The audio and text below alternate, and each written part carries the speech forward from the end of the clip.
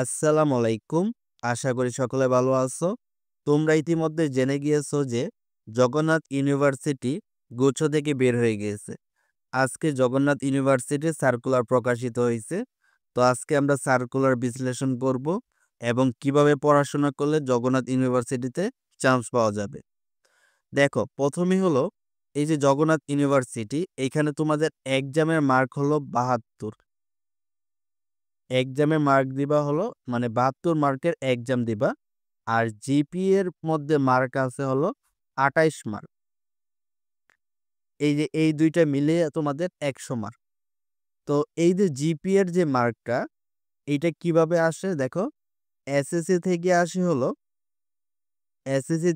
হলো ১২ মার্ক, আর এইচএসসি থেকে আসে হলো ১৬ মার্ক। তো কেউ যদি এসএসসি এবং এইচএসসি এই দুইটা জিপিএ 5 পায়, তাহলে সে আগেই ২৮ মার্ক পেয়ে যাবে। তো এটা একটা খুব বেশি সুবিধা, যাদের জিপিএ 5 আছে তাদের চান্স পাওয়ার সুবিধাটা কি অনেক বেড়ে গেল। তো এটা কিভাবে নিবে দেখো, এই যে এসএসসির যে মার্কটা, মনে করো তুমি জিপিএ 5 পেয়েছো, তো এটার সাথে কি 2.4 গুণ হবে, তখন দেখবে এখানে আসবে 12। আর এইচএসসির সাথে কি হবে, যদি জিপিএ 5 পাও তাহলে 3.2 গুণ হবে 16। এখন মনে করো তুমি জিপিএ 4 পাইছো এইচএসসিতে, তাহলে তোমারটা কিভাবে হিসাব হবে, 4 এর সাথে 3.2 গুণ হবে। তাহলে আমরা যদি 4 এর সাথে 3.2 গুণ করি, দেখো কি আসে, 4 ইন্টু 3.2 12.8। তাহলে 12.8, তাহলে 16-র মধ্যে তুমি কি 12.8 পেয়েছো।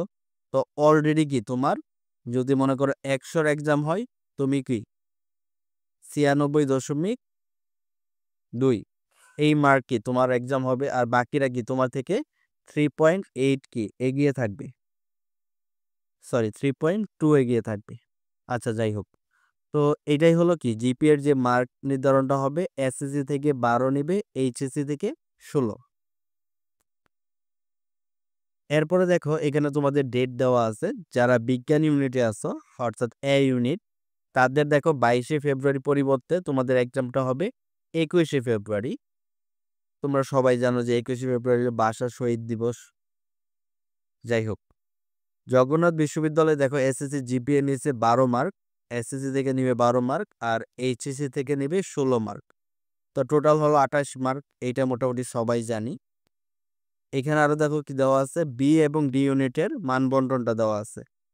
এটা হলো লিখিত লিখিত অংশে দেওয়া আছে বাংলা, ইংরেজি, সাধারণ জ্ঞান। তাহলে কত, 16 32, 3 16 48। আর এখানে দেওয়া আছে দেখো এমসিকিউ 8 8 8। তাহলে কত, 3 8 24। তাহলে টোটাল হলো 72। এইটা হলো মানবিক বা যারা ব্যবসা বিভাগে আছে, কমার্স যারা, তাদের জন্য এটা। তো সায়েন্সেরটা এখনো দেওয়া হয় নাই, বাট সায়েন্সেরটা কেমন হইতে পারে এইখান থেকে তোমরা একটা ধারণা নিতে পারো। ওই মনে করো ফিজিক্স, কেমিস্ট্রি, ম্যাথ, আর একটা হলো বায়োলজি। তো এখানে মনে করো 4টা থাকবে, তো একটাতে মনে করো 15 হতে পারে বা 10 হতে পারে,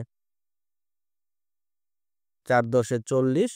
আর বাকি যেই আছে 22 মার্ক, কত আছে, 40 হলে কত, 32 মার্ক। এই 32 মার্ক মনে করো রিটেন নিবে। এটা জাস্ট একটা ধারণা, এইরকম হতে পারে। তো তোমাদের শুরু থেকে কি রিটেনের যে প্রিপারেশনটা, এইটা আস্তে আস্তে কি নিতে হবে। তাহলে তোমরা যেই কাজটা করতে পারো, যারা ঢাকা ইউনিভার্সিটি প্রিপারেশন নিতেছো, তাদের জন্য জগন্নাথ ইউনিভার্সিটি আলাদাভাবে কোনো প্রিপারেশন দরকার নাই। যারা ঢাকা ইউনিভার্সিটি, কারণ তুমি এখানে কি করতেছো, একই সাথে এমসিকিউ আর রিটেন পড়তেছো। তো এইটা নিয়ে কারো প্যারা খাওয়ার কোনো দরকার নেই। বাট যাদের টার্গেট আগে থেকেই ছিল জাহাঙ্গীরনগর বা চট্টগ্রাম ইউনিভার্সিটি বা রাজশাহী ইউনিভার্সিটি বা গুচ্ছ, এগুলো যা টার্গেট ছিল, তারা তো রিটেন প্রিপারেশন নিতেছ না। তো তাদের জন্য কি রিটেন প্রিপারেশন নেওয়াটা একটু টাফ হয়ে যাবে। তো এই জন্য একটা সাজেশন থাকবে, সেটা হলো তোমরা ফিজিক্সের ক্ষেত্রে যে কাজটা করবা, ইসাক স্যারের বইটা পড়বা। এই ইসাক স্যারের অনুশীলনী এমসিকিউ তো মাস্ট পড়বা, আর রিটেনের জন্য উদাহরণ অঙ্কগুলো করতে পারবা। আর ফিজিক্স কেমিস্ট্রির জন্য সবাই যেটা পড়ছো হাজারি স্যারের বই পড়বা, হাজারি স্যারের বইটা পড়লেই যথেষ্ট।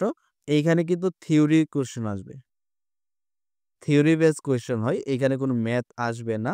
মোটামুটি কেমিস্ট্রি থেকে ম্যাথ আসবে না, আর যদি আসে তাহলে এইগুলো থেকে আসে পিবি ইকুয়াল টু এনআরটি, এরপর কি P1 V1 ইকুয়াল টু কি P2 V2, এই সূত্র, অথবা তোমাদের আরেকটা আছে যে আরএমএস বেগ, যেটা CRT/M।